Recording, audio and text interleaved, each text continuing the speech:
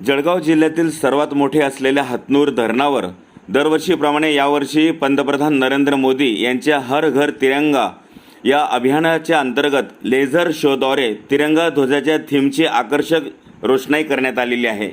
यासाठी हतनूर धरणाच्या इलेक्ट्रिक विभागाने याचं नियोजन केलं आहे, अशी माहिती धरणाचे शाखा अभियंता SG चौधरी यांनी दिली आहे। आवाज जनतेचा न्यूजकरिता कलीम पायलटसह मी तुषार वाघुर्दे, हतनूर। सर्वप्रथम सर्व नागरिकांना स्वातंत्र्य दिनाच्या हार्दिक शुभेच्छा।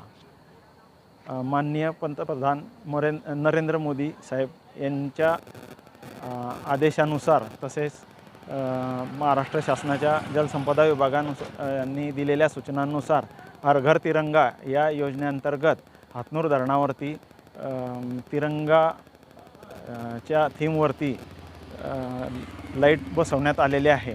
दरवर्षी आपण थोड्या प्रमाणात बसवत होतो, परंतु शासनाच्या आदेश असल्यामुळे आपण 41 दरवाजांना हे तिरंग्या कलरचे लाईट बसवलेले आहे। तसेच हे लाईट आता आपण 13, 14 आणि 15 हे 3 दिवस चालू ठेवणार आहोत रात्रीच्या वेळेस।